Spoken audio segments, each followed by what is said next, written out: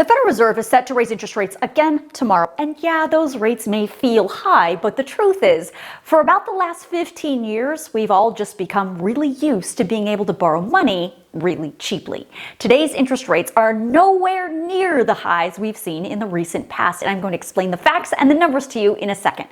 But first, raising the interest rates is the main tool the Federal Reserve has to get inflation under control. In case you don't know, the Fed is an independent body and does not answer to Congress or the president. As I've reported multiple times, inflation happens when there's too much money in circulation, and by raising interest rates, it makes money more expensive to borrow, and that causes people to pull their money out of circulation, slowing down the economy and eventually bringing prices down. On the flip side, when the economy is sluggish, the Fed cuts interest rates, making money really cheap to borrow, which encourages people to spend. This is the graph showing how the Federal Reserve has raised and cut interest rates since the 1950s. I'm going to explain that huge spike in a second. But first, I want to talk about the recent past. As we came out of the 2008-2009 recession, you can see interest rates were almost at zero for more than 7 years. That makes sense. If you were alive during that time, you remember the recession and the housing crash, so the Federal Reserve kept rates at almost zero to encourage Americans to spend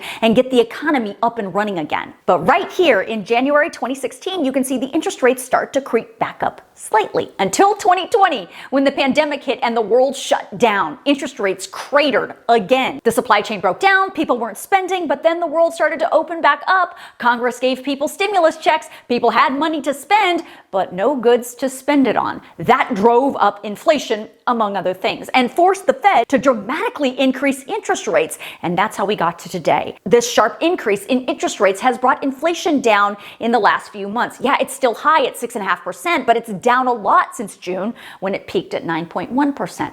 But the interest rates we see today, about 4.1%, are nowhere near what we saw even back in 2007, when the rate was 5.25%, or 1989, when it was 9.84%. But by far the highest rate we saw was when our parents or grandparents were buying houses in the 1980s, and interest rates were, wait for it, at almost 20%. How did we get there? Runaway inflation caused by an oil crisis of that time, government overspending, and higher wages for workers that led to higher prices.